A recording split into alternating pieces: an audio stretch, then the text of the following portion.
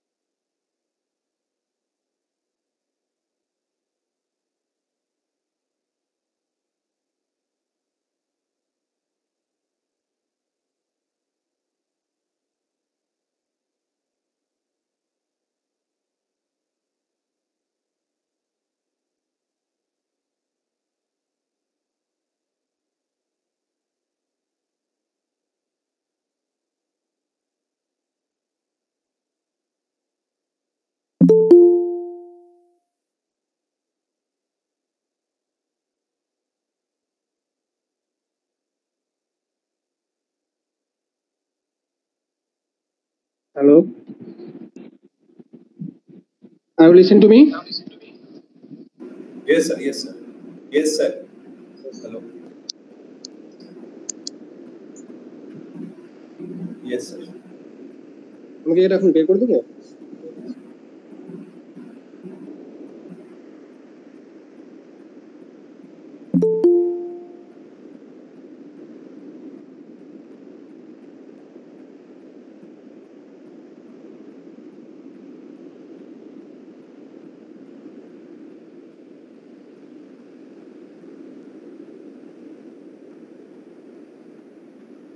Hello.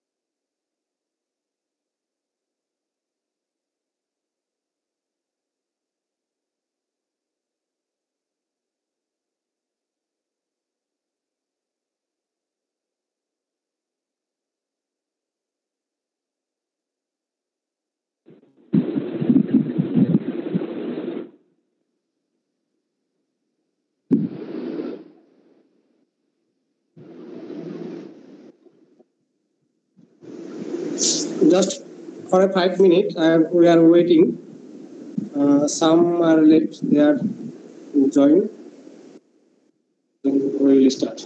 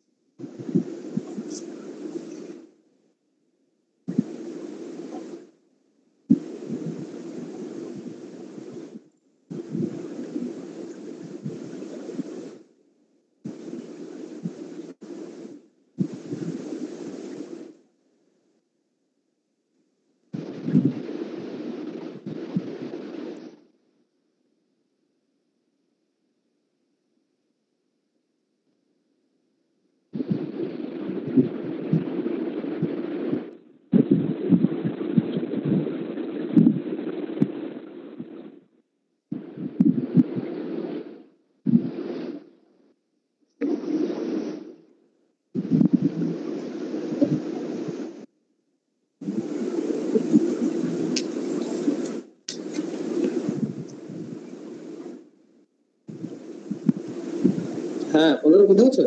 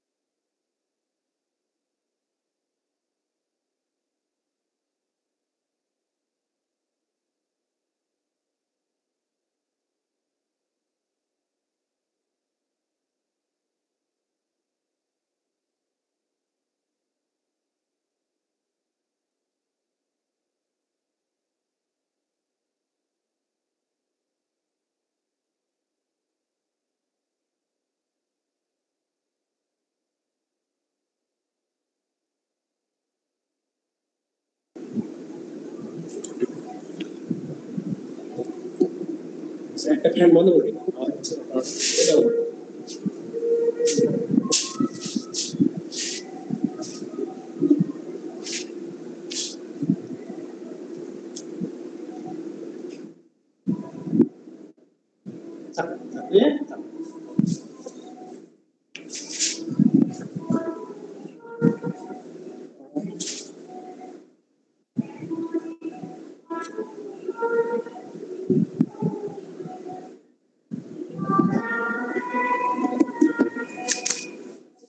There are two other participants.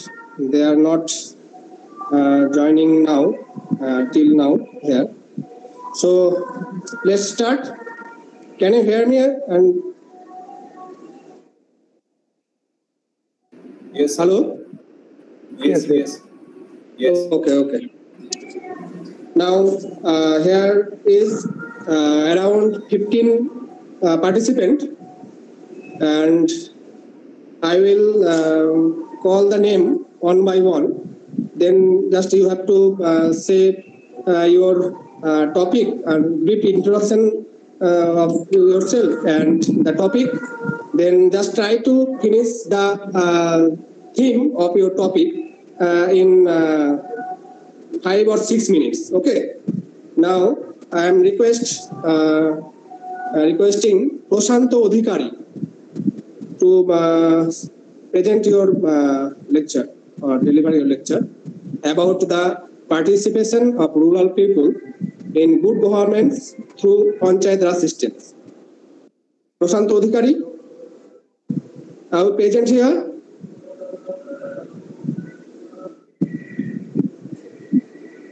I think he is not here. Now I am requesting Dr. Torit Kanti Sen Yes, sir. to deliver your lecture on the topic of the relationship between mental health and social inclusion of undergraduate female students. So, sir, please. Sir, are you hearing me, sir? I am audible. Hello, I am audible to you, sir. Yes, sir. So, myself is Dr. Torit Kanti Sen. Actually, my topics is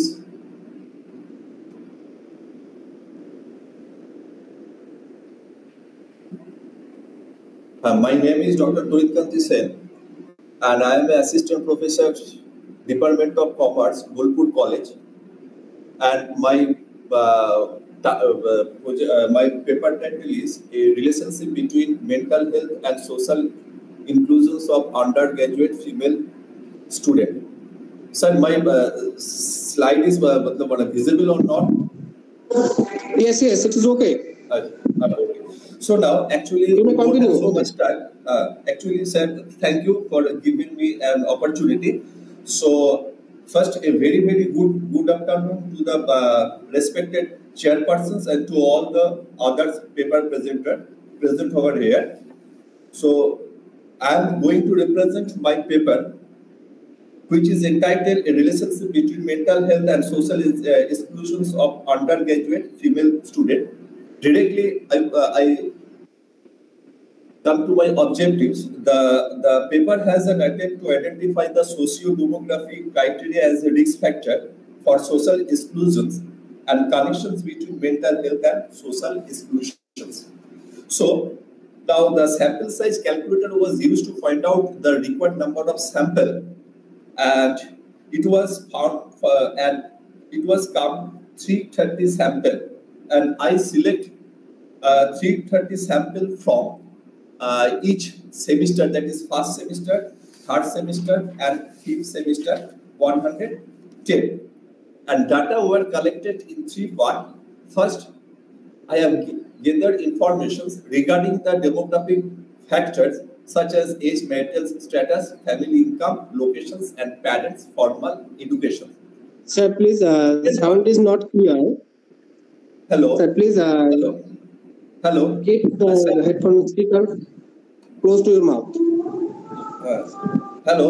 Now, sir. Yes.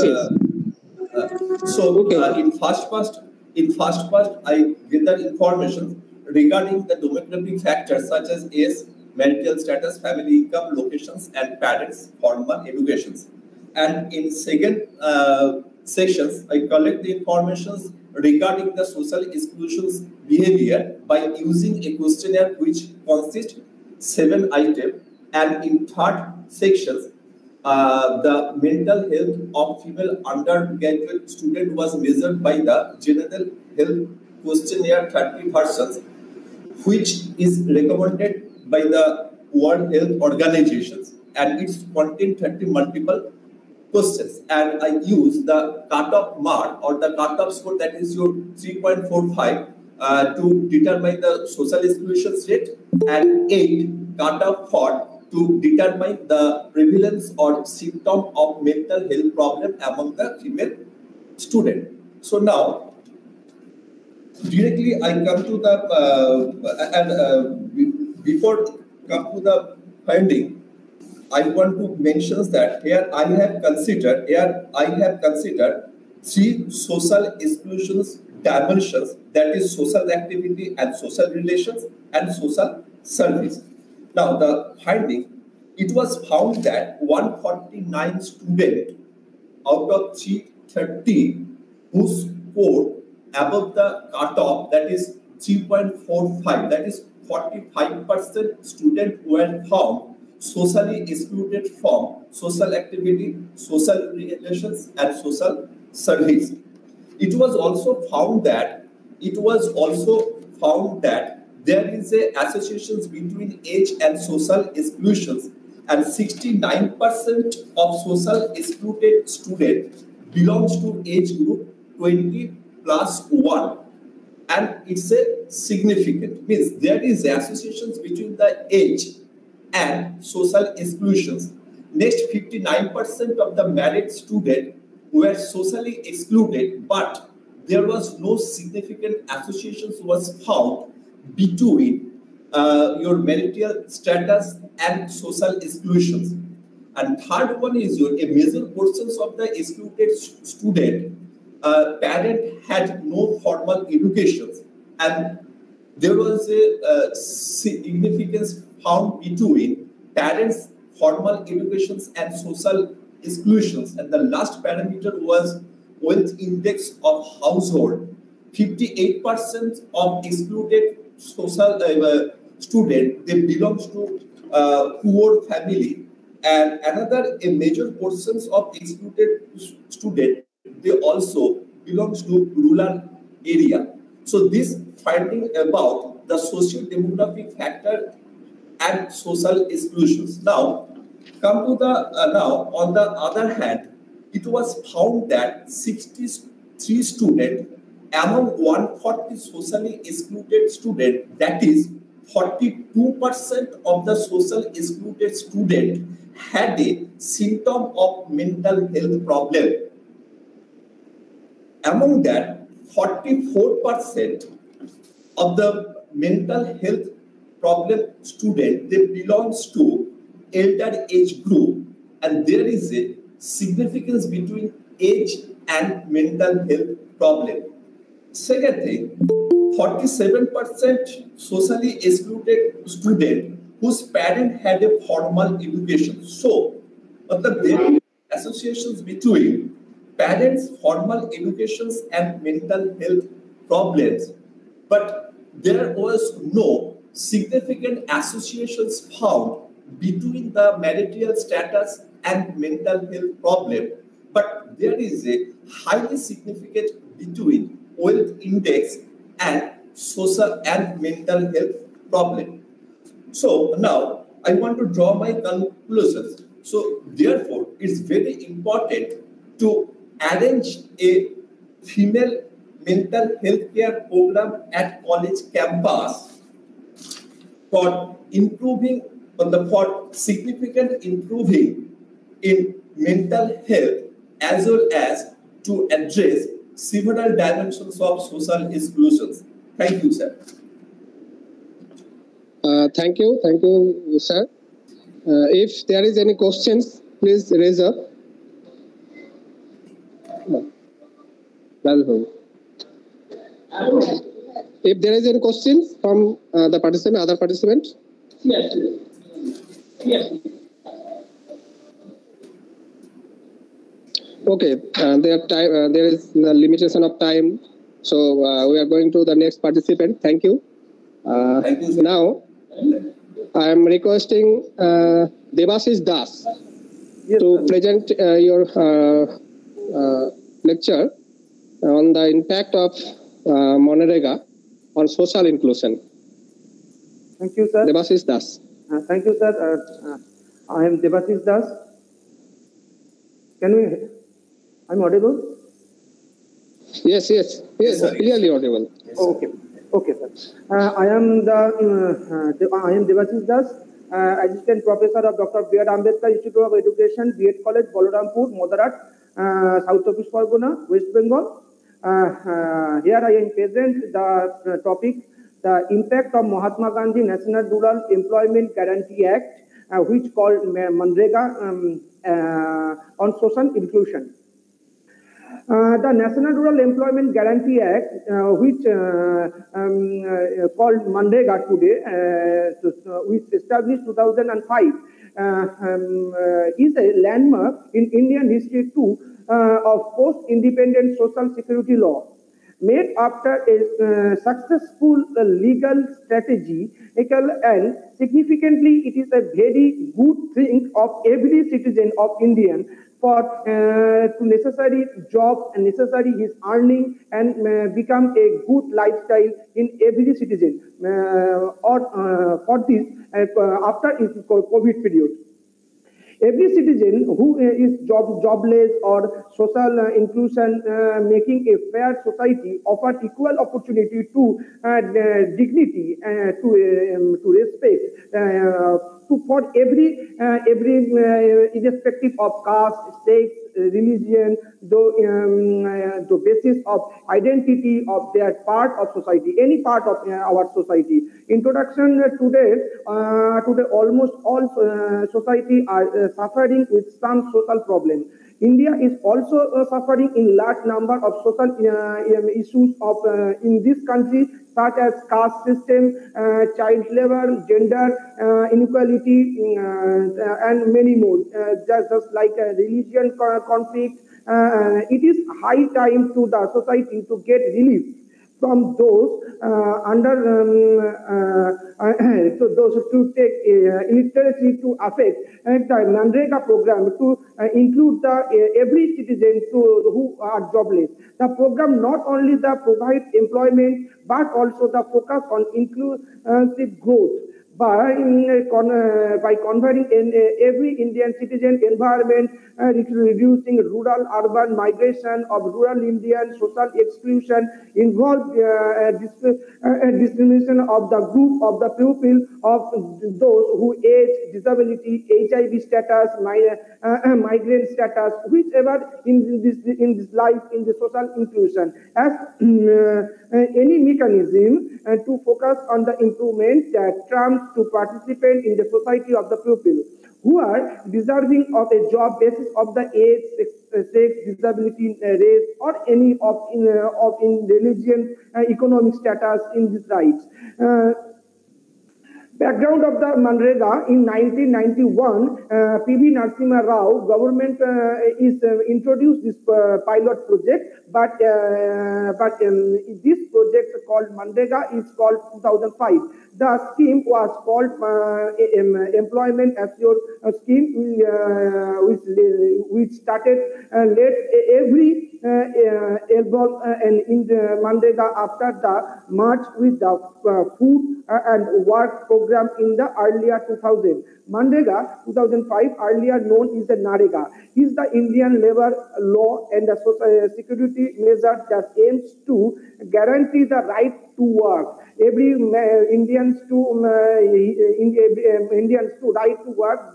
This act was passed on the 23rd August in 2005 under the UPA government of Prime Minister Manmohan Singh. It came into the force 2000 selected backward district on 2nd February 2006. held on one most radical and welfare state in government of India. Then the key feature of Mandega, legal rights, work, wages, every Indian to get equal wages, sexual discrimination and they are the transformation of accountability, funding, time about the guarantee of work, unemployment allowance, and work inside in the facilities. Mandega and social inclusion. Since poverty is a multi-dimensional. Sir, please conclude. Please conclude. Okay, sir.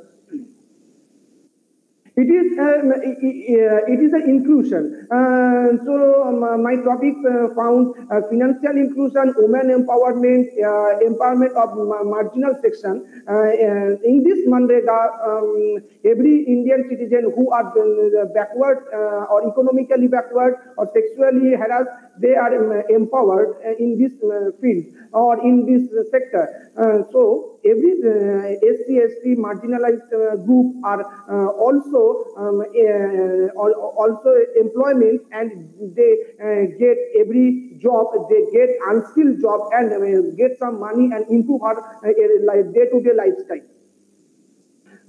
Significantly, it is a very good scheme to recent government and economically backward section are more improved this scheme, and financial inclusion are very good effect in our country, in our society, and politically every man and every society are improved, and they decided and they told our views, they represent our views in this sector. That is the conclusion and on this my topic in our behalf.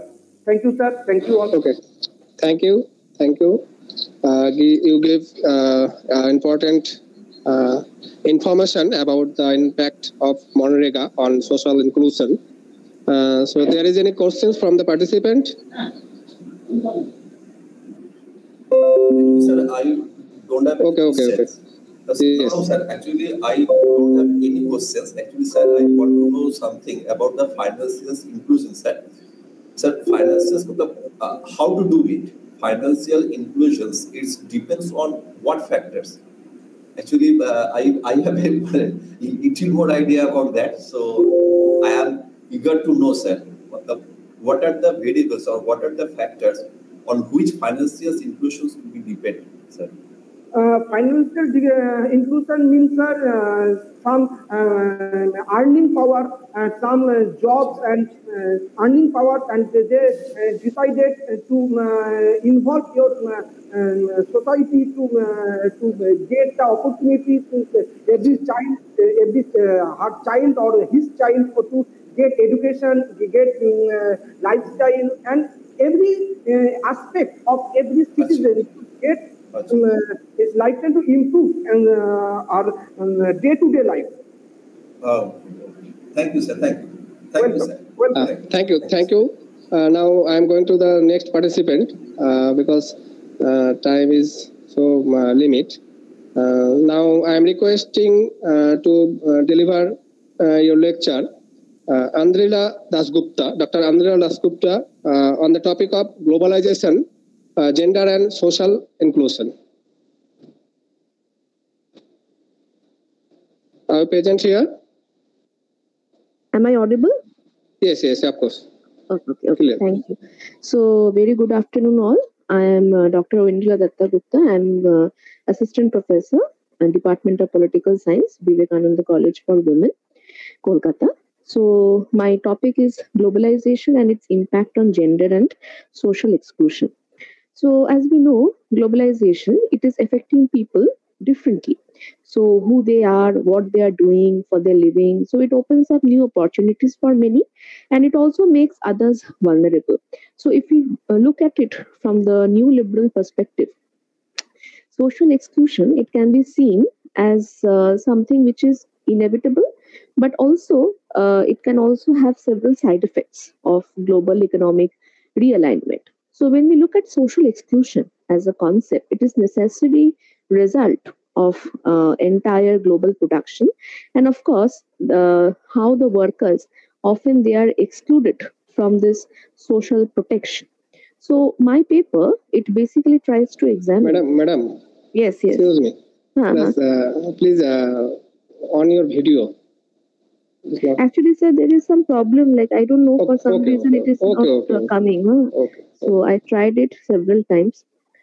So the paper it examines the outcome of globalization with the focus on various factors of social exclusion that affects the workers, especially the women in EPZ and also in the informal sector. So many of the women they are self-employed, and there is also a significant gender differentiation and disparities with relation to the decision-making powers and participation.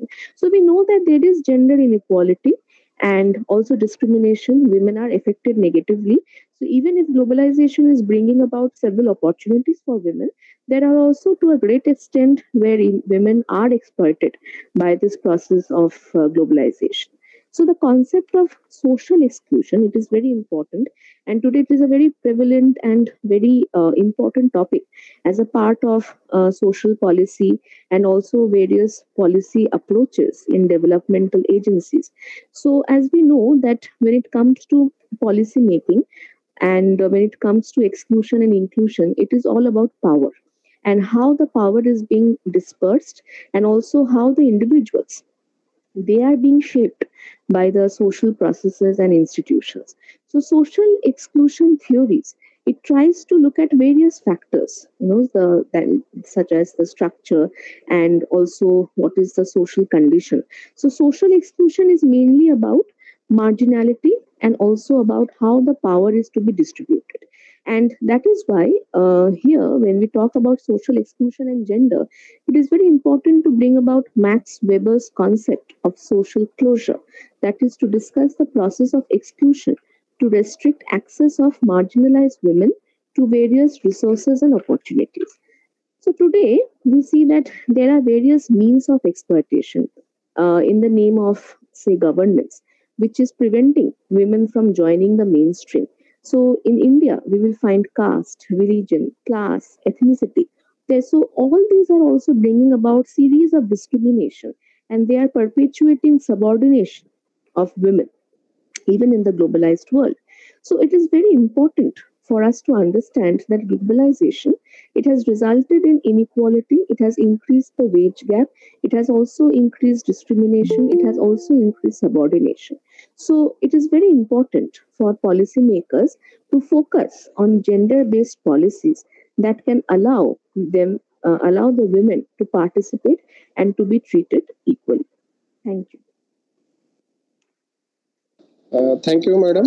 You talked about the globalization, gender and social inclusion. If there is any questions from the participant. Okay. Now I am requesting Shubhojit Noskar to present your topic on ভারতের মানবাধিকার আন্দোলন একটি মূল্যায়নের সন্ধানে. Thank you. Good afternoon. আমি শুভজিৎ নস্কর, সহকারী অধ্যাপক, রাষ্ট্রবিজ্ঞান বিভাগ, বিবেকানন্দ মিশন মহাবিদ্যালয়, ডিপার্টমেন্ট পলিটিক্যাল, চৈতন্যপুর, হলদিয়া, পূর্ব মেদিনীপুর। আমি যে টপিকটা আজকে উপস্থাপন করব সেটা হচ্ছে ভারতের মানবাধিকার আন্দোলন একটি মূল্যায়নের সন্ধানে। Sir please on your video sir please. Sir আমি মানে একটু বাইরে আছে স্যার, একটু আচ্ছা, আসলে অনলাইন মোড যদি না প্রেজেন্ট করেন তাহলে এটা একটা খারাপ দেখায়। ঠিক, প্রত্যেকে না করলে কারো দুই একজনের প্রবলেম থাকতে পারে। ঠিক আছে, ওকে ওকে, may continue. Okay.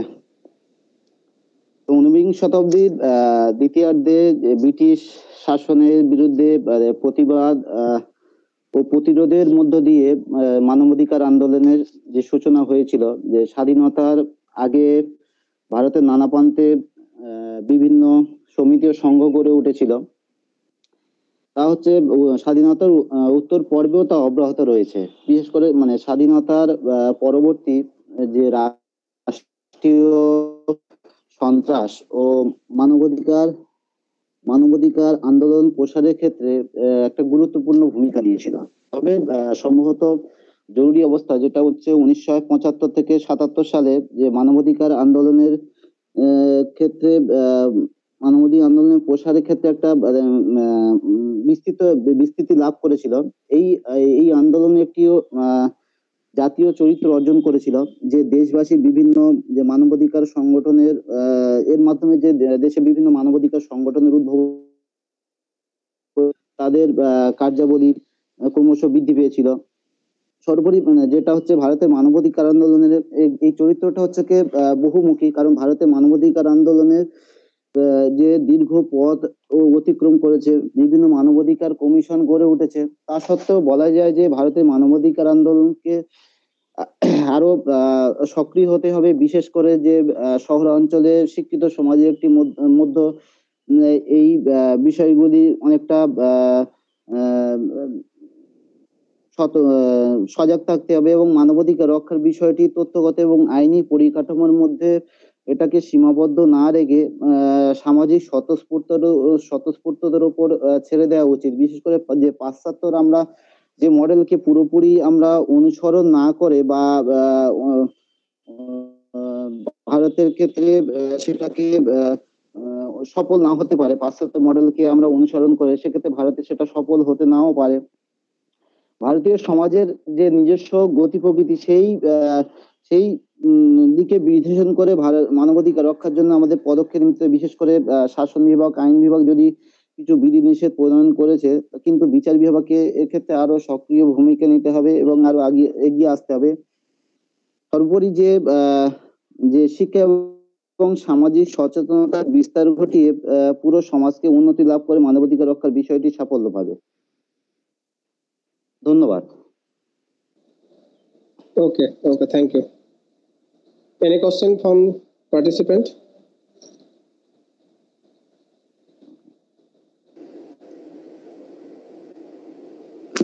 Okay. Hello, sir. Yes. Now connectivity problem. Yes. Okay. Now I'm going to the next participant, Amrita Haldar. Please share your topic on sustainable development goals, waters and sanitation provisions, a focus on slum area under Kolkata Municipal Corporation. Please go ahead. Yes, thank you, sir. Good afternoon, everyone. I'm Amrita Haldar, Assistant Professor, Department of Political Science, Maharani Kashishwari College. With the prior permission of Chairperson, I'm going to present my paper. The title of my paper is Sustainable Development Goals, Water and Sanitation Provision, a focus on slum areas under Kolkata Municipal Corporation. The main research question of this paper is to find out the main problems or barriers in the path of achieving this goal in slum areas under Kolkata Municipal Corporation. And the primary objective of this paper is to discuss government's initiative to achieve safe drinking water and hygiene sanitation system in slum areas under KMC, to highlight the problems which are faced by slum dwellers for this, and to find out the possible solution to achieve goal 6 of sustainable development. Methodology: in order to understand the research objective, secondary data are collected and analyzed. I have collected information that is available in the public domain, including information available on official websites of several governmental agencies, scientific data and reports, etc., like Census Report of India, reports of United Nations, budgets of Kolkata Municipal Corporation, official websites, publication of Kolkata Municipal Corporation Purusri, e-newsletter, other reports, and books and journals and articles. Actually, I want to present a PPT, but because of some connectivity problem, I am not able to present the PPT here. So I made some slides for where I present government initiatives and government projects related to safe drinking water and sanitation system. I'm not going through the detailing of this. I'm trying to focus on the problems slum dwellers are facing due to the lack of safe drinking water and proper sanitation system. These problems are the first one is if we consider actually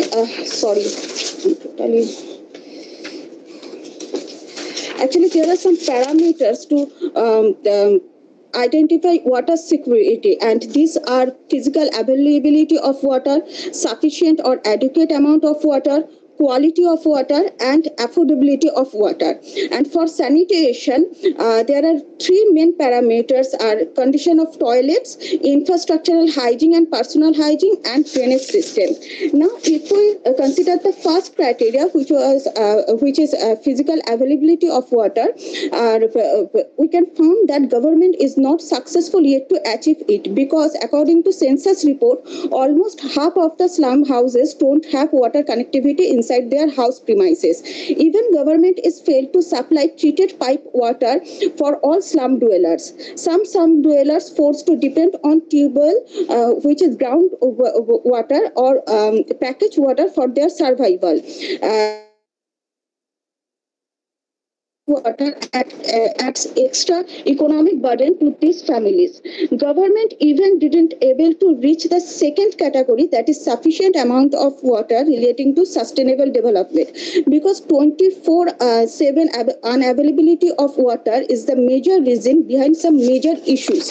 Like Kolkata Municipal Corporation supplies pipe water at 4 fixed times a day. For that reason, slum dwellers need to collect a sufficient amount of water for their daily needs within the specific time. Collection of this huge amount of water needs huge time. Dwellers need to stay online for a longer period of time. Not only that, but availability of persons who will collect the water for their families is also another problem, and it hampers their other works. Secondly, contamination of water during storing. Slum dwellers are used to store water in mostly in plastic and aluminium buckets because these are cheap, easily available, and sustained for a long time. But the use of plastics for storing drinking water is unhealthy. Further, these water buckets or storage are not properly covered. Even none of the slum dwellers or most of the slum dwellers purifies water before drinking. Another problem is slum dwellers are aware of their pure quality of water, but they, which I have already said, that they don't purify their drinking water. And the last criteria are affordability. Considering on their economic situation, it is almost impossible for them to buy drinking water, even though they are starting to buy packaged water for their health, according to the last census report. And next, if we consider the sanitation system, slum dwellers are mainly use unclean and unhygienic public and community toilets and bathrooms. Even a number of slum dwellers used to open defecation. This unhealthy practice leads to the health hazard. Slum dwellers face double trouble during monsoon season due to poor drainage system, along with unhygienic, unclean and poor quality of toilets, which make their life horrible. Public or community toilet users bear more economic stress than private toilet users. Government takes many minimum initiatives to disinfect these toilets. Madam, please conclude, please. Yes, sure, sir. So, on the basis of this discussion, it can be said that the slums are slum areas under Kolkata Municipal Corporation are far from achieve Sustainable Development Goal 6 and basic human rights. It is the primary duty of the government to provide basic amenities to their citizens, and at the same time, it is the responsibility of beneficiaries to maintain it. So, it is a two-way process, and this process could be successful if popular participation can be ensured. Of course, for this also government should take positive initiatives to ensure conventional participation. Otherwise, with long-term deprivation from human rights, will force deprived person to choose the path of unconventional participation. Thank you. Thank you. Thank you. You have delivered informative lecture on the topic. If there is any questions from participants. Okay, you have talked about the situation and condition of slum area under the Kolkata Municipal Corporation. You talked about the government responsibility and others. I think that there must be awareness program among the slum dwellers. Yes, that's why I said it is a two-way process. Okay, of course. Government is trying to develop or improve them, but there are many problems about the awareness. There are many facilities from the government, but the facilities are not reached to the people. So if they become aware about the facilities, then it will be possible to improve there. Then thank you. You all. Next, I'm requesting Nominita Hajra. Are you present here, Nominita Hajra?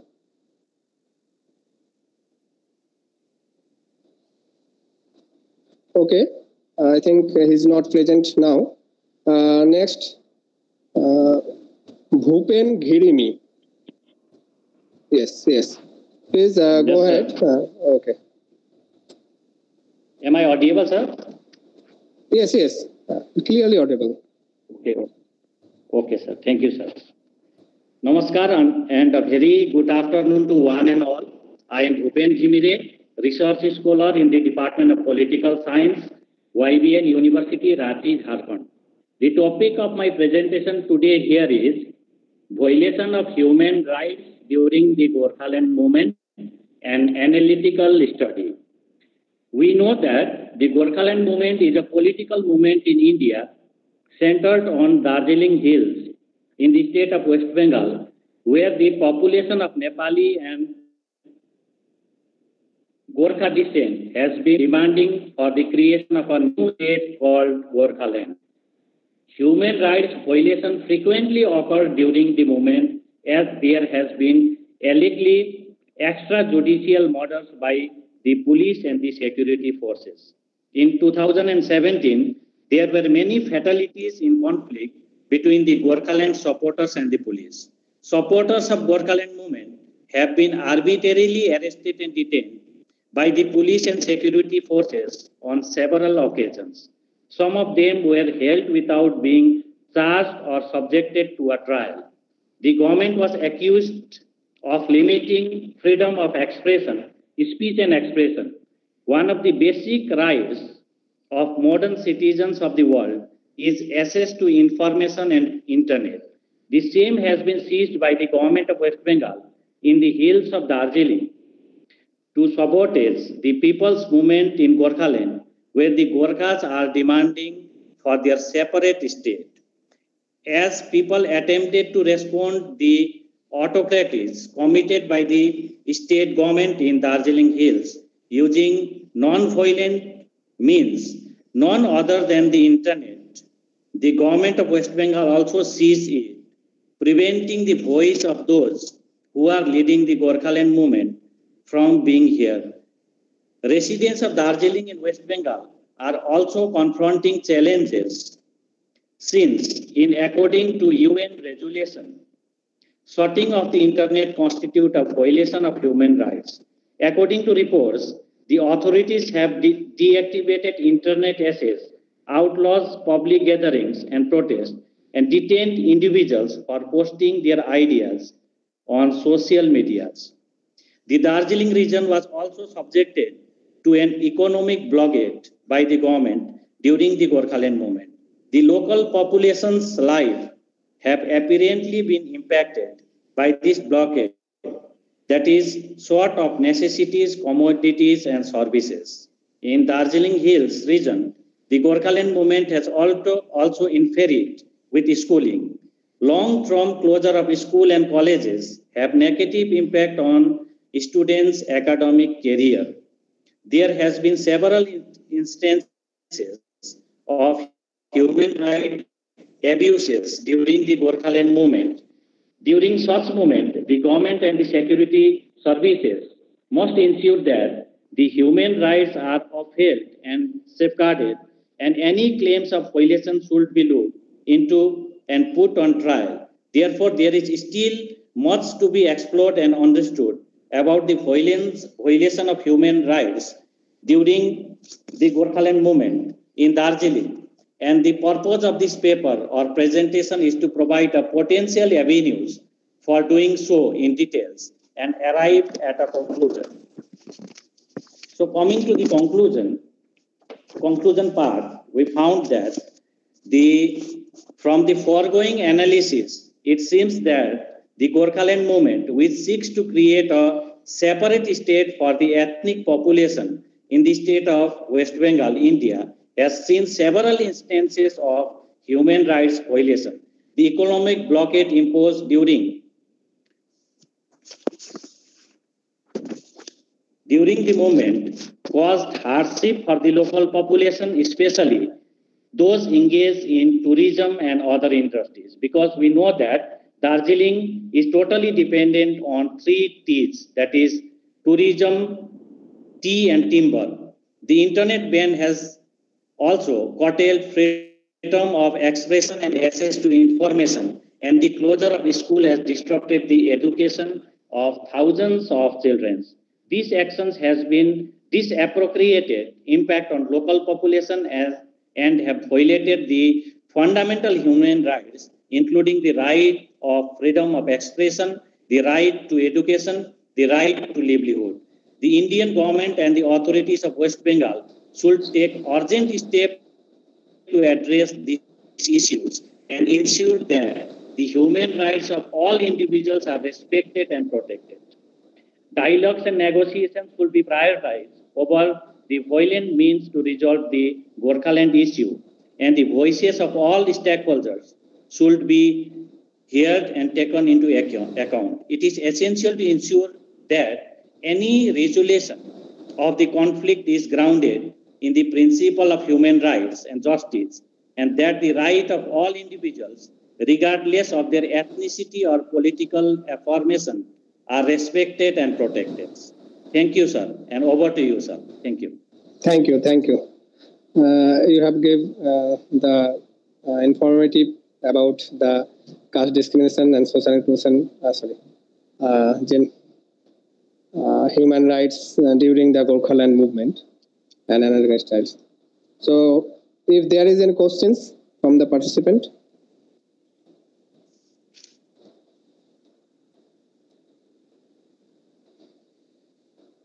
Okay.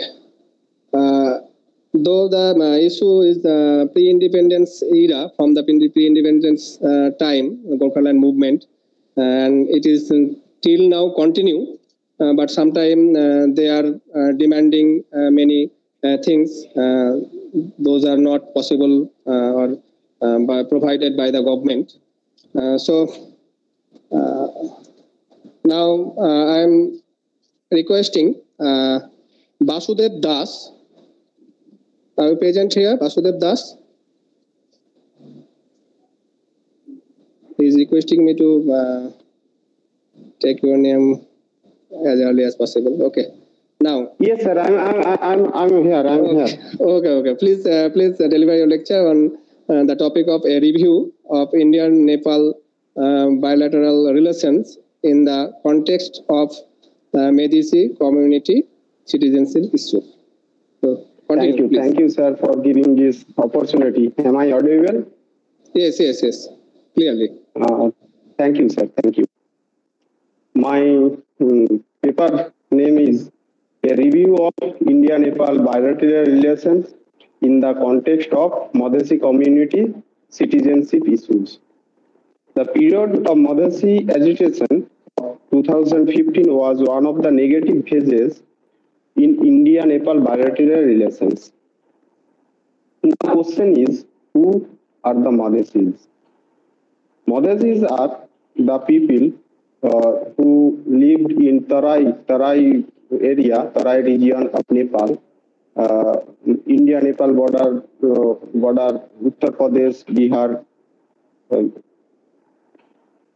Months after the devastating earthquake of 25th April 2015, Nepal's political parties came to a consensus for the necessary measures to speed up the drafting of a new constitution. The new constitution emphasized the implementation of commitments made in the comprehensive peace agreement after the civil war that ended in 2006. The new constitution of Nepal was promulgated on 20 September 2015, and the Madhasis communities living in Terai region of Nepal protested against this promulgation. They claimed that this constitution would undermine their political representation and destroy their identity. They also complained that their unity was being undermined by the dividing them into regions and that federalism was undermining their right to governance and pushing them towards the discriminatory citizenship. Naturally, the Nepalese government used force to quell the agitation, resulting in the killing of 1440 ordinary protesters. The elite class in Nepal Hills region remained to the government. On the other hand, the political parties of Madhasis community in the Tarai region changed their tactics and blocked the transit point along the Indian border and stopped the supply of essential communities to Nepal in order to for pressures on Kathmandu or government. In this regard, the government of India requested the government of Nepal for speed up resolution of the constitutional crisis as Indian cargo transporters are not to Nepal fearing unity. The creation of anti-India sentiment with Nepal was also a strategy to press on India so that Indian government would the Madhesi community to accept the federal structure. A notable point in this regard was that Kathmandu was more influent to the Delhi when Madhesi community repeatedly pleaded with Kathmandu for space package for Tarai region. For example, the then Foreign Minister of Nepal visited New Delhi with four-point proposal, which included proposal to amend the constitution to ensure division of constituency on the basis of population. However, according to this constitutional amendment, there would be one seat for each district. Experts were of the opinion that if seats were distributed on this principle, they would be against in the interest of Tarai region as only 20 of country total districts, 75 districts are located in Tarai region, where half of the country's population resides. That is, the principle of proportional representation was not being maintained at all. Similarly, Nepal's upper house was called for equal member of representative from each province, which would again create similar problems. Also, one of the positive aspects of this amendment was affirmative action. An amendment reintroduced the principle of proportional inclusion, etc.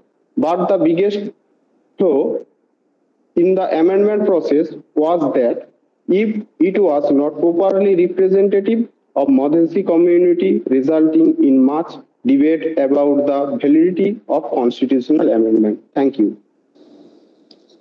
Thank you, sir.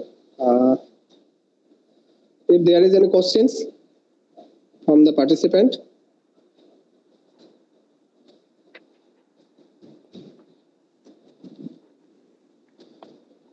Okay. Now I'm going to the next participant, Pankaj Das. Have you present here? Pankaj Das and Sutopa Das, ক্রেতা সুরক্ষা আইন একটি পর্যালোচনা. Am I audible, sir? Yes. নমস্কার, আমি পঙ্কজ দাস। ধন্যবাদ জ্ঞাপন করছি রামনগর কলেজের সেই ব্যক্তিবর্গদের যাদের অটুট পরিশ্রমের ফলে আজকে এই ইন্টারন্যাশনাল সেমিনারের প্ল্যাটফর্মটি আমাদের উপহার দিয়েছেন। ভারতবর্ষ স্বাধীনতা লাভ করেছে ৭৫ বছর অতিক্রম করেছে, তাই আমরা এই সময়কালকে আজাদি কা অমৃত মহোৎসব হিসাবে আখ্যায়িত করেছি। সেই আজাদি কা অমৃত মহোৎসব শুভলগ্নে দাঁড়িয়ে আজকে আমাদের আলোচনার বিষয়বস্তু হচ্ছে ক্রেতা সুরক্ষা আইন একটি পর্যালোচনা। ভারতবর্ষের আমরা দেখতে পাচ্ছি যে গণতন্ত্র যত সুদৃঢ় হচ্ছে, ব্যক্তি স্বাধীনতার পরিসরও তত সম্প্রসারিত হচ্ছে। কেননা উদারনৈতিক গণতান্ত্রিক ব্যবস্থায় নাগরিক অধিকার সুরক্ষার বিষয়টি অত্যন্ত গুরুত্বপূর্ণ। নাগরিকদের অধিকার সুরক্ষিত রাখতে পারলেই তো গণতন্ত্রের সর্বোচ্চ বিকাশ সম্ভব। নাগরিকদের বিভিন্ন অধিকারের মধ্যে উপভোক্তা বিষয়ক অধিকারটিও একটি গুরুত্বপূর্ণ অধিকার। ক্রেতারা পুঁজিপতি ও অসাধু ব্যবসায়ীদের দ্বারা বিভিন্নভাবে শোষিত হতে থাকে। খাদ্য ভেজাল, জাল ঔষধ, উচ্চ মূল্য, নিম্নমানের পরিষেবা, প্রতারণামূলক বিজ্ঞাপন, বিপজ্জনক পণ্য, কালোবাজারি ইত্যাদি ক্রেতাদের শোষণের এক একটি রূপ। ক্রেতা বা ভোক্তাদের এই ন্যায্য মূল্যের ন্যায্য দ্রব্য ও পরিষেবা পাওয়ার অধিকার সুনিশ্চিত করতে 1986 সালে প্রণীত হয় ক্রেতা সুরক্ষা আইন, যা কিনা পরবর্তীকালে ক্রেতা বা উপভোক্তাদের স্বার্থকে আরো সুরক্ষিত করার উদ্দেশ্যে 1991, 1993 সাল ও 2002 সালে এই আইনটিকে সংশোধন করা হয়। কিন্তু বর্তমানে ডিজিটালাইজেশনের ফলে নতুন আর্থসামাজিক ক্ষেত্রে নতুন চ্যালেঞ্জ মোকাবিলা করার জন্য এই 3 দশকের আইনটি, ক্রেতা সুরক্ষা আইনটি 1986 সালের এই ক্রেতা সুরক্ষা আইনটিকে প্রবর্তন করে বা প্রতিস্থাপিত করে তৈরি হয় নতুন ক্রেতা সুরক্ষা আইন 2019 সালের 8 July consumer affairs, food and public distribution minister Ramvilas Paswan লোকসভায় ক্রেতা সুরক্ষা বিলটি উপস্থাপন করেন, যা 15 জুলাই সবার অনুমোদন পেয়ে 20 জুলাই সারা দেশে কার্যকর হয়। তাহলে এই আইনটির লক্ষ্য কি? হঠাৎ করে 2019 সালের এই আইনটিকে কেন প্রতিস্থাপিত করা হলো? তো আইনটির লক্ষ্য হলো যে ক্রেতাদের অধিকারকে রক্ষা করা, অতিরিক্ত মূল্য, পরিষেবার ঘাটতির, পণ্যর গুণগত মানের প্রাপ্যতা, বিভ্রান্তিকর বিজ্ঞাপন, অন্যায্য বাণিজ্য অনুশীলনের প্রভৃতি অভিযোগগুলির দ্রুত সমাধান করা। পূর্ববর্তী আইনের কিছু নিয়ম বজায় রেখেই 2019 সালে ক্রেতা সুরক্ষা আইনে নতুন কিছু বিধান প্রবর্তন করেছে, যা কিনা উপভোক্তাদের আরো পরিধিকে প্রশস্ত করতে পারে। এই ক্রেতা সুরক্ষা আইন 2019-এর অধীন ক্রেতাদের স্বার্থ যাতে আরো বেশি করে সুরক্ষিত হয়, তার জন্য যে গৃহীত পদক্ষেপগুলি নেওয়া হয়েছিল তার মধ্যে উল্লেখযোগ্য হচ্ছে যে উপভোক্তার সংজ্ঞার পরিধি, ই কমার্সের অন্তর্ভুক্তি, যা কিনা 1986-তে ছিল না, সরাসরি বিক্রয়, কেন্দ্রীয় সুরক্ষা কর্তৃপক্ষের প্রতিষ্ঠা, এটার খুব অভাব ছিল, বিভ্রান্তিকর বিজ্ঞাপনের কঠোর নিয়ম, বর্তমানে আমরা সোশ্যাল মিডিয়া ইউজাররা আমরা এটা ভালো বুঝতে পারি। তারপর অর্থনৈতিক এখতিয়ারের পরিবর্তন, পণ্যর দায়বদ্ধতার জন্য কঠোর নিয়ম, বিরোধ নিষ্পত্তির ক্ষেত্রে আরো সহজতা, তারপর মধ্যস্থতার মাধ্যমে বিরোধ নিষ্পত্তি ও ই দাখিলের মাধ্যমে প্রতিকার পাওয়ার ব্যবস্থা প্রভৃতি।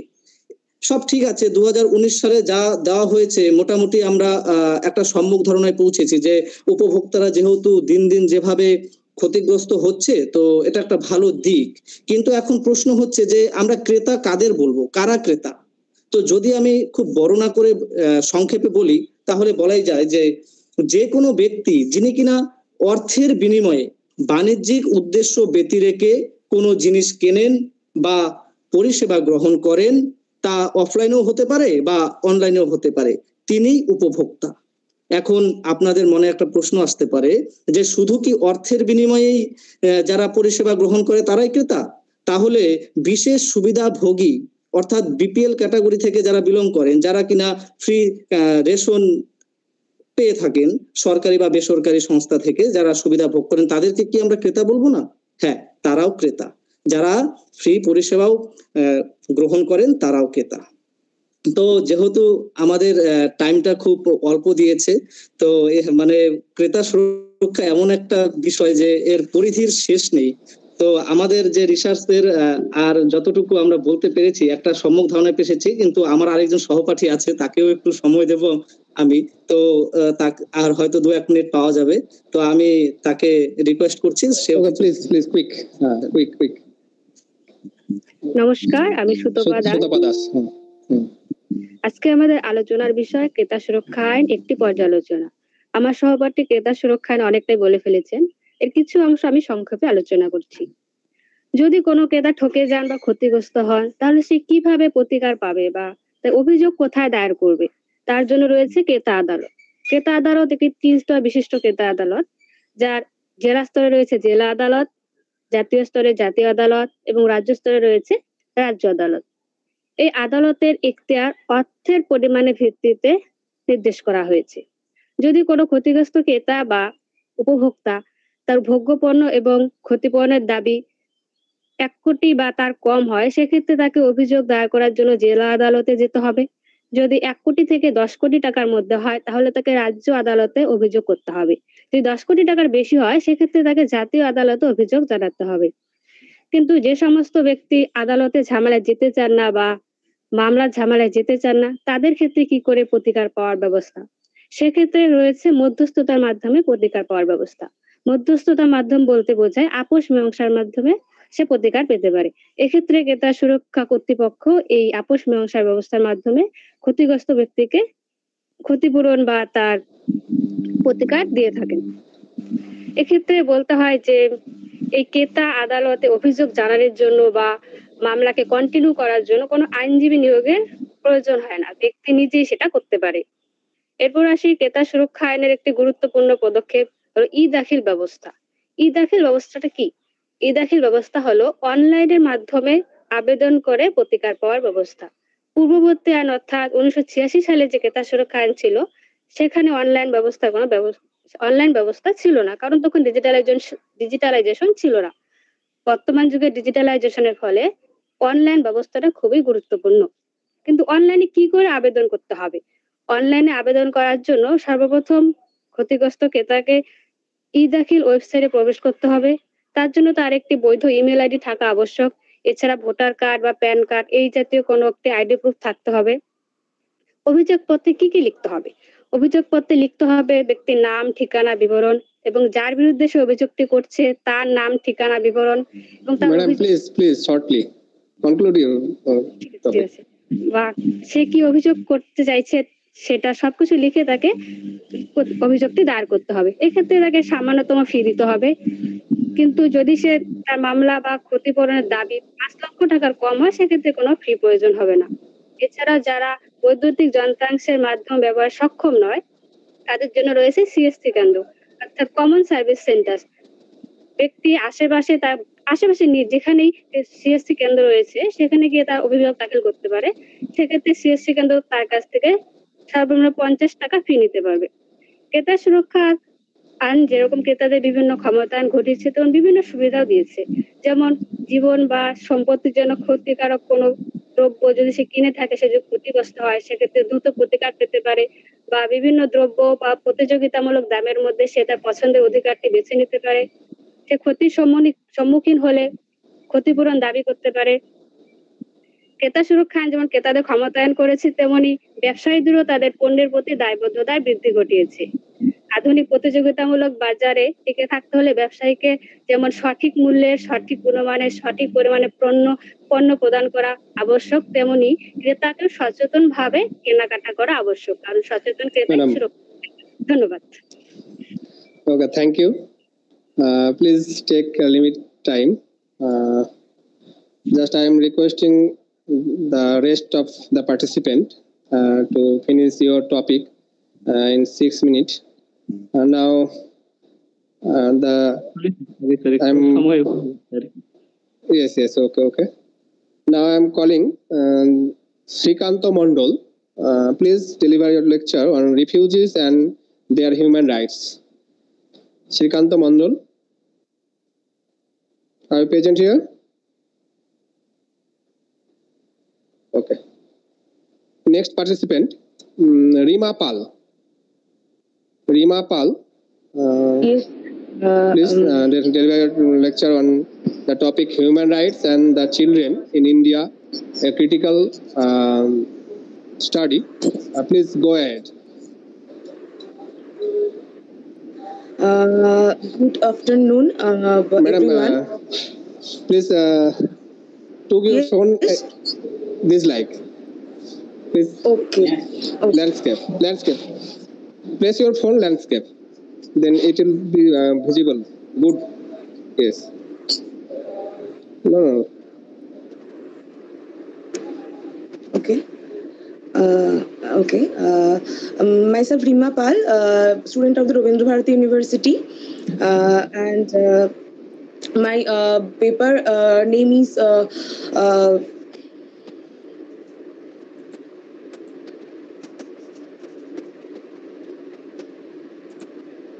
Human Rights of the Children in India, a Critical Study. Sir, can I share my page? Of course. Just took your phone as like landscape mode. Then the screen will be very good. Share. Yes.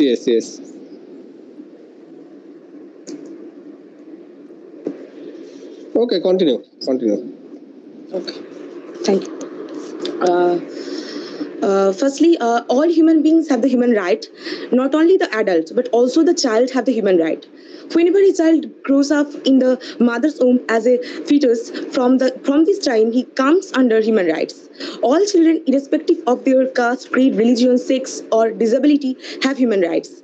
But standing in the 21st century, we also hear the crying of the children for food, for dignity, and the justice. They are always dominated and exploited by the society because they cannot hold their voice and they cannot talk about their right.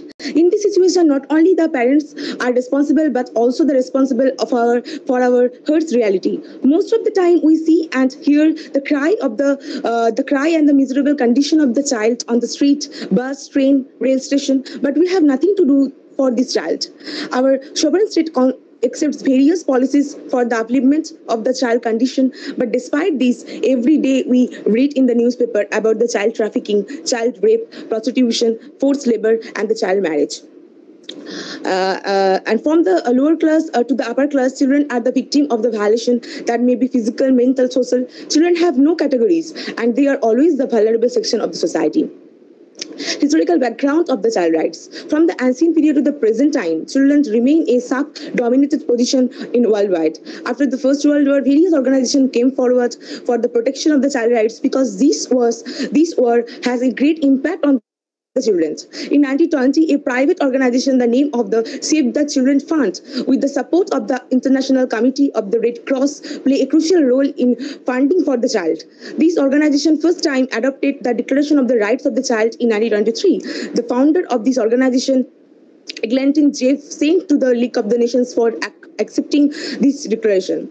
Finally, the momentous day comes for the child right when the League of the Nations adopted the Declaration of the Rights of the Child, known as the Geneva Declaration, on 26 September 1924. And this declaration talks about children's development, taking care of the orphan children, and growth of the children.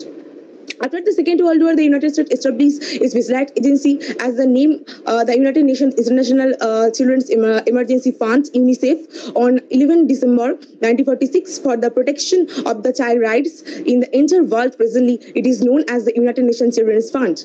UN adopted the Universal Declaration of the Human Rights on 10 December 1948, and it has the greatest impact on the Indian Constitution, especially Part 3, which deals with the fundamental rights, and Part 4, which deals with the directive principle of the state policy. United Nations General Assembly adopted the Declaration of the Rights of the Child (DRC) on 20th November 1959, and this date is known as the Universal Children's Day. And the notion of the children's right gets a significant achievement on 20th November 1989 when the UN Convention on the Rights of the Child was approved by the world leaders. The government of the India approved it on 11 December 1992. These conventions ensured the child's social, economic, and cultural rights of the children in its 54 articles. These 54 articles can be divided into the three groups, and that are the protection of the rights, provisions of the rights, and the participation of the rights, which are known as the three Ps. And children have the right to be protected from the atrocity, torture, and the abuse. They have to provide adequate healthcare, safety, a family, nationality, and education, and they have the right to participate in the decisions that impact on their lives. These conventions promoted survival rights, developmental rights, and the rights to the protection and the participation. Then, the state of the child rights in India.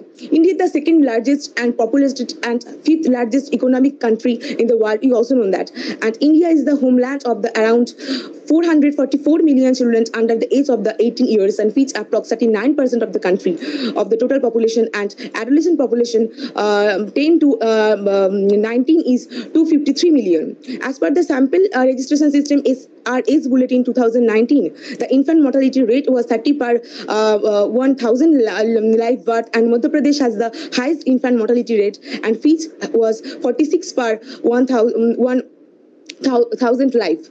As per the UNICEF report, 6.1 million children aged 6 to 13 remain out of the school, while another 20 million children do not attend preschool.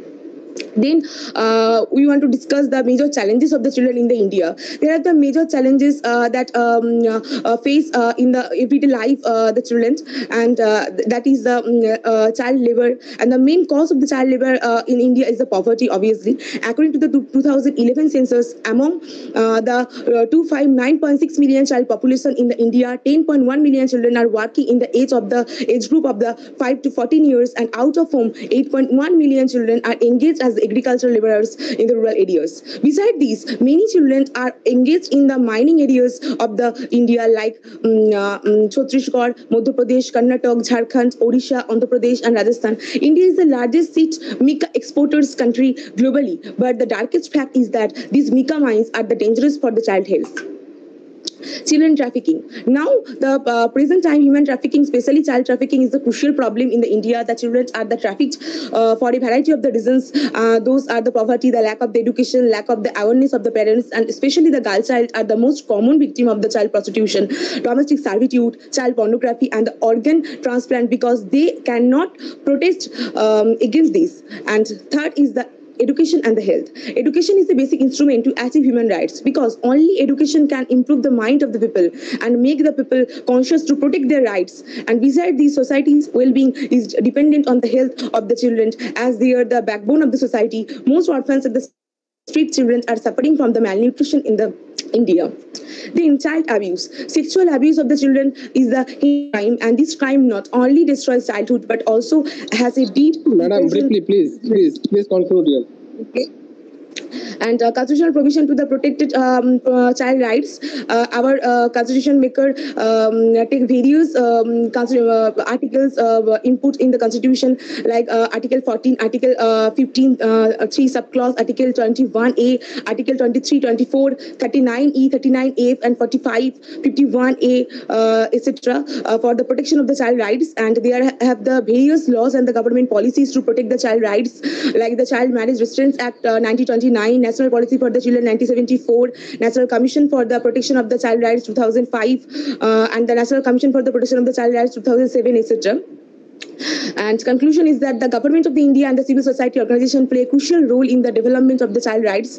The various NGO has come forward with their endeavors for helping the child to raise their voice. Several laws and act ensures their rights to health, education, and the right against exploitation, but the unawareness of the parents and the society treated them as the object of the welfare. They could not think that the children have the rights like all human beings. The deprivation of these child rights is deeply rooted in the society. So not only the parents and the government, but also we all have to come forward together for improving the child's condition, because it is our moral responsibility to protect the future citizens. Thank you. Okay, thank you. You have delivered your topic very clearly on human rights and children in India, a critical study. So now I am calling the next participant, Debolina Maiti. Please deliver your topic on lecture on topic the lives of transgender persons through the lens of the Transgender Persons Protection of Rights Act of India. Please, Debolina Maiti. Good afternoon, everyone. My name is Debolina Maiti. I'm a research scholar from Jadavpur University International Relations, and I had been working on the Transgender Rights Act. Without further delay, I would like to introduce my topic and what my paper represents. My paper is about the lives of transgender persons through the lens of Transgender Persons Protection of Rights Act of India. The lives of the transgender persons have always been controlled by the society, and the amount of discrimination they faced in their life is never ending even today. To understand the lives of the transgender persons, I interviewed 10 transgender persons through purposive sampling with open-ended interviews in Calcutta to know about the effect they had after the implementation of the Act of 2019. Let's just understand the fact that transgenderism is a term used by Susan Stryker is not just about how a person wishes to dress up or if a person wishes to go for gender-affirming surgery. It's about how a person wishes to identify themselves. It is about their way of presenting themselves without being judged by society. And it is about the way of expressing themselves without any discrimination by the mainstream society. Most transgender persons are simply a variant of the average gender norms. Transgender is an umbrella term wrapping individuals whose gender identity and expression has been or behavior mismatches from their biological sex. They typically live in denial and secret until internal pressure compels them to overcome societal constraints like shame and guilt to determine who they are. Deep despair, suicidal impulses, and the feeling of alienation are all unwelcome consequences of being a transgender person in our society. One of the significant works done by Butler time and again mentioned that transgender is a socially created performance that is constantly reaffirmed and redefined via everyday encounters. Her work challenges unconventional notions about gender identity and expression. Therefore, one can argue that since transgender persons defy the conventional gender binary rule, therefore they are especially susceptible to how gender norms are imposed. Various studies have described the experiences and identity of transgender persons in India from time immemorial and changes over time, where the transgender community was respected during the ancient times. It was during the British Raj when they were criminalized and discriminated against. On the other hand, there have been studies that elaborated on transgender rights and the issues that exist in India in recent times, and how it had made an impact on the lives of the transgender community. One of the major studies in India is about the lives of transgender persons through the lens of the healthcare sector, where many problems that are faced by the community are addressed, especially relating to mental health, where transgender people experience stigmatization and prejudice from healthcare professionals, which prevents them from getting essential medical treatment. The research stressed the necessity for government funding to enable access to healthcare services as well, for healthcare professionals to be aware of the requirements of transgender people. However, there have always been studies that addresses the issue of HIV/AIDS and other sexual health issues which are often faced by transgender persons, and they face discrimination because of it from both family and as well as society. Authors have worked on the religious and the cultural perspective, which analyzes how transgender persons have been Madam, please go to conclusion, please. Okay. So my conclusion is about, while interviewing the main question about how has their lives changed after the implementation of the Act, the answers were varied and not so satisfactory. Many showed disappointment with the reservation policies. Many were delayed in getting the transgender person certificate, which were promised swiftly by the government without any need for medical examination. Many were denied proper making of identification cards such as Aadhaar and PAN card. Other problems that came into address was the gender identification in health insurance scheme cards such as Ayushman Bharat scheme and Shasto Shati card, where the only gender was the binary notion of male or female, and there was no identification of a third gender or any other identity a person wishes to be. And many felt that it is an incomplete act, right for them, as there is still a long way to acceptance to go. Moreover, they want their views to be taken from time to time for better policies, as their needs will only be better known by them than any other cisgender person. The government must take immediate action to make the transgender community aware of the options, initiatives, and programs that are available to them to implement laws and policies that are beneficial to the transgender population in not just legal aspects, but generally in the aspects of socio political, economic, and medical too. Thank you, everyone. Okay, thank you. Thank you. You have clearly talked about the transgender person. There is any questions from participant? Okay, now I'm going to the next participant, Parnab Ghosh, on the topic of human rights for women, stepping up from inequality to gender equality. Parnab Ghosh, are you present here? Yes, sir. Yes, sir. Sabim, continue. Am I audible, sir? Yes, clearly audible. Okay, thank you, sir. Thank you, sir, for giving me the opportunity to present my paper. But as you have already told, my paper is a human rights for women's gender gap from inequality to gender equality. And today, because I wanted to present my PPT because that is not completed, that's why I'm unable to show it right now.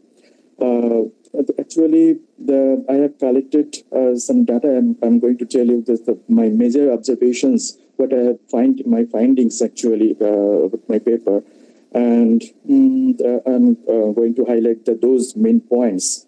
And especially, I have collected from different secondary sources like journals, magazines, and newspapers. Okay, so the main thing is I'm going to discuss that the gender inequality in India. If we look upon the data that I have been gained from different sources, the gender inequality is reflected in India's poor ranking in various global gender indices. I'm going to discuss the two main indices about this concern. That one is UNDP's Gender Inequality Index, and another is World Economic Forum's Global Gender Gap Index. That UNDP's Gender Inequality Index in 2014, it said that India's ranking is 127 out of 152 countries in the list. This ranking is only above Afghanistan as far as SAARC countries are concerned. And the World Economic Forum's Global Gender Gap Index in 2014 is also mentioned that India's ranked at 114 in the list of 142 countries of the world. And this index examines the gender gap in four major areas of perspectives. And these are economic participation and opportunity, educational achievements, health and life expectancy, and political empowerment. If we look upon these perspectives, then we'll see that India's position on these indicators, like economic participation opportunity, is 134th, and educational achievement is 126th, health and life expectancy is 141th, and political empowerment is 15th, especially for the women concerned. So these two important global indices show the status of our gender gap actually in different perspectives. And I'm going to say about the gender inequality statistics, that gender inequality manifests in various ways. Like as far as India is concerned, the major indicators like female foticides, female infanticide, and as well as the maternal mortality rate, which is 178 deaths per 1 lakh live births. And female foticide and female infanticide if we concern like these issues, like most inhuman acts in our society, and it is the same that in India these practices are prevailing at large scale till now.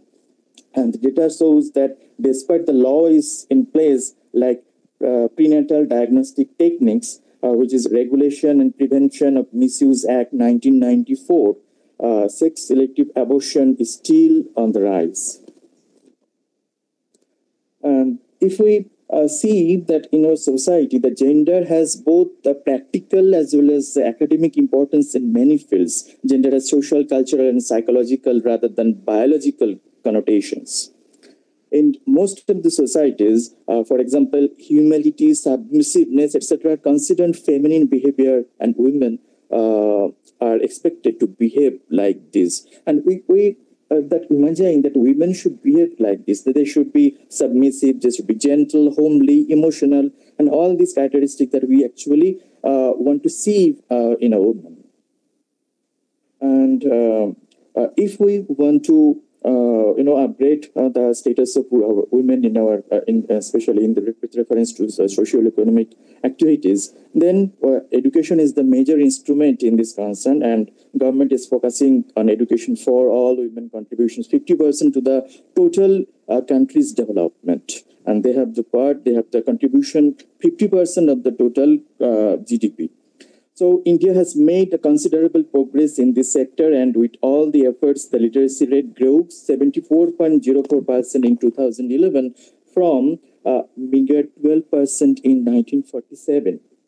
So more focus and schemes are rolled out to increase and further female literacy rate in India is different region-wise. Urban has more female literacy rate than rural. So I'm going to just mention the Kerala's, from the Kerala's point of view, the Kerala has the highest female literacy rate, that is 92% as per 2011 census, whereas Rajasthan 52.7% as per 2011 census has the lowest female literacy rate in India. States such as Uttar Pradesh 59.3 in 2011 census, and Bihar, that it is 53.3%. So literacy rate has a direct correlation with the mortality rate and other key economic and socio indicators. So government has taken the several initiatives since independence, and we have seen that the National Education Policy in 1986 and its program of action in 1992 made a significant contribution to the education system of our country in general, and stressed about equality of women in education in particular. So there are some measures. I'm just mentioning the main things. What are the initiatives have been taken according to the NEP 1986, and these are the Sarva Shiksha Abhiyan, District Primary Education Program, Special Intervention for Female Literacy, National Program for Education of Girls at Elementary Level, Kasturba Gandhi Balika Vidyalaya, condensed courses of education of women, etc., etc. Now I am going to tell you, and as well as I will conclude with this point, that NEP 2020 has also said about the equality of women in our society. That it has said about for the equality is concerned, that entry into quality higher education can open number of possibilities that can elevate both individuals as well as communities out of the cycles of disadvantages. For this reason, making quality higher education opportunities available to all individuals should be among the highest priorities. Therefore, this policy envisions ensuring equitable access to quality education to all students, with special reference or special emphasis on sustainable education development goals. And the NEP 2020 has been highlighted with these sustainable education goals. By keeping in view these points, we can conclude that if we want to talk about really want to equalize the both position of men and women, then we have to say about that the women should be firstly they're educated and they should be employed. Thank you, sir. Thank you very much. Thank you, sir. You have delivered your lecture very clearly and with information. So there is a limitation of time, and I think there is another only one participant. Calling Shukanto Sarkar to deliver your lecture, the gender inequality in India and the Sustainable Development Goals. Shukanto Sarkar.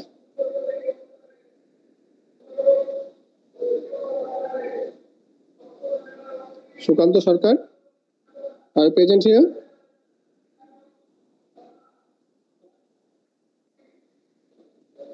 Hello. Yes.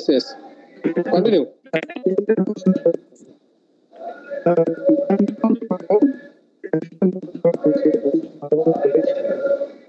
The sound is not clear. Please.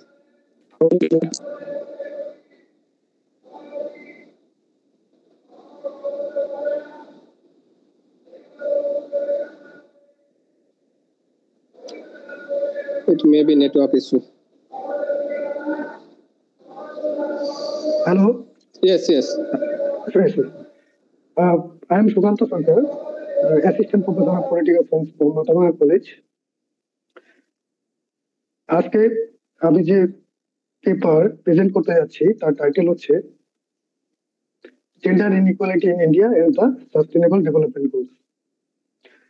তো United Nations ঘোষণা করেছে যে 2030 সালের মধ্যে যে sustainable goals আছে সেটা আমাদের পেতে হবে, সেই লক্ষ্যটা আমাদের অর্জন করতে হবে। তো এখানটায় ভারতবর্ষের পসিবিলিটি কতখানি আছে এই লক্ষ্য অর্জন করার ক্ষেত্রে সেটা আমরা দেখব। ভারতবর্ষ একটা বিশাল জনসংখ্যার দেশ, এখানটা যুবক যুবতী সংখ্যা অনেক। যদি এই যুবক যুবতী বিশেষ করে নারী ও মেয়েদের ভাগ্যকে যদি পরিবর্তন করা যায় আগামী 5-7 বছরের মধ্যে, তাহলে আমরা এই সাস্টেনেবল গোলের দিকে অনেকটা এগিয়ে যেতে পারবো। তাছাড়া ভারত অর্থনৈতিক দিক থেকেও দ্রুত বিকশিত হচ্ছে। এই অর্থনৈতিক দৃঢ়তা ভারতবর্ষকে সাস্টেনেবল ডেভেলপমেন্ট গোলসের দিকে এগিয়ে নিয়ে যেতে পারে। কিন্তু সেই সঙ্গে কি দেখা যাচ্ছে, আমাদের ভারতে যে ইনইকুয়ালিটি, বিশেষ করে জেন্ডার ইনইকুয়ালিটি বিশেষভাবে প্রভাবশালী হয়ে আছে।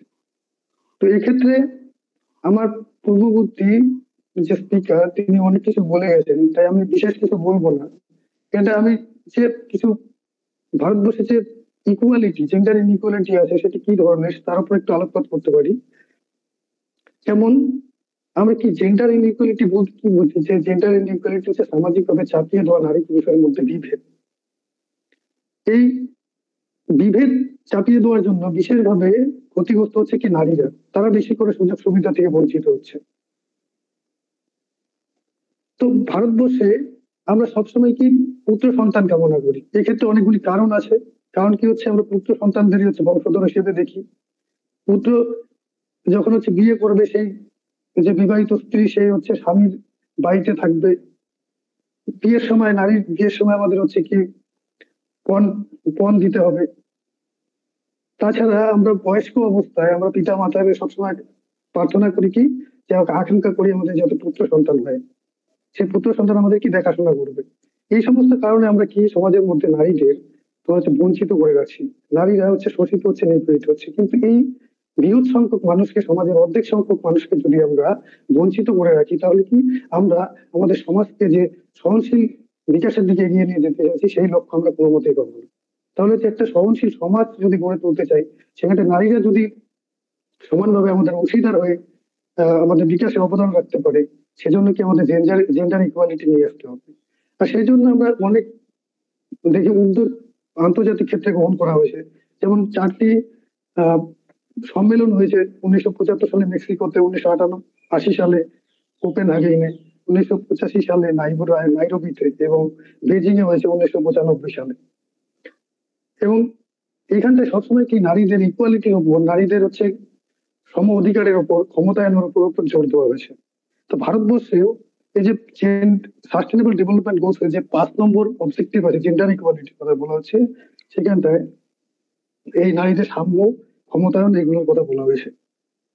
তো ভারতবর্ষ এই লক্ষ্যগুলির সঙ্গে সামঞ্জস্য রেখে অনেক উদ্যোগ গ্রহণ করেছে।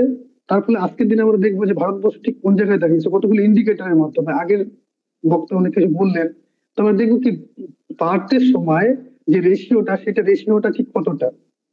দেখা যাচ্ছে আজকে ভারতবর্ষে 1000 জনের মধ্যে 858 জন হচ্ছে নারী আছে। সেটাকে টার্গেট করে কি বাড়াতে হবে, আমাদের 954-তে নিয়ে যেতে হবে। আবার যদি দেখি আমরা ওয়েজ গ্যাপ, সেখানটা হচ্ছে ওয়েজ গ্যাপও আছে, প্রায় নারীরা পাচ্ছে 70%, সেটা আমাদের কি ইকুয়াল যাতে পেমেন্ট হয় সেদিকে নিয়ে যেতে হবে। আবার আমরা যদি দেখি যে উইমেনদের রিপ্রেজেন্টেশন, সেই গ্রামীণ ক্ষেত্রে পঞ্চায়েত ব্যবস্থায় রিপ্রেজেন্টেশনটা সন্তোষজনক হলেও আমরা যদি স্টেট লেজিসলেচারে দেখি সেটা 8.7%, সেটাকে আমরা কি এগিয়ে নিয়ে যেতে হবে আরো। লক্ষ্য হচ্ছে কি 50%, যেহেতু 50% হচ্ছে নারী। তো এই অবস্থায় ভারতবর্ষে আরো অনেক সাংবিধানিক ব্যবস্থা আছে, অনেক আইন আছে, সেগুলি আমি বলছি না। তো এই জেন্ডার ইকুয়ালিটি আনতে গেলে এগুলি পদক্ষেপ বিশেষভাবে গ্রহণ করা দরকার। যেমন শিক্ষার, আগের বক্তা বললে শিক্ষার উপর প্রচন্ড জোর দিতে হবে। জেন্ডার সেন্সিটিভ শিক্ষা যাতে দেওয়া যায় সেই দিকে আমাদের মনোযোগ দিতে হবে। অনেক প্রচারমূলক কর্মসূচি, ওয়ার্কশপ, সেমিনার এগুলো গ্রহণ করতে হবে যাতে নারীদের মধ্যে সচেতনতা বৃদ্ধি পায় এবং নারীদের অধিকারের ব্যাপারে যে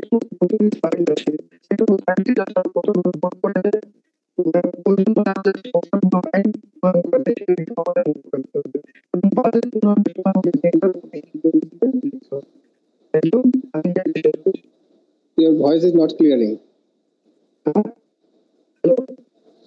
হ্যাঁ, ঠিক বোঝা যাচ্ছে না একটু।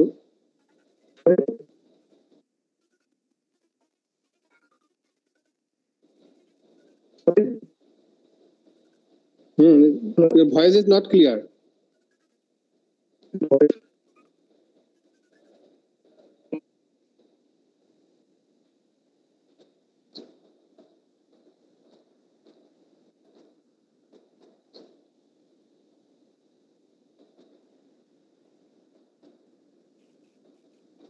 Hello? Yes. It is clear now. শেষ করে দিয়েছে তো। Okay. There is another who are not responding. Nominita Hajra, are you present? Nominita Hajra, Prashanto Odhikari. Okay. So all the participants have delivered your lecture very clearly, and all the lectures were informative.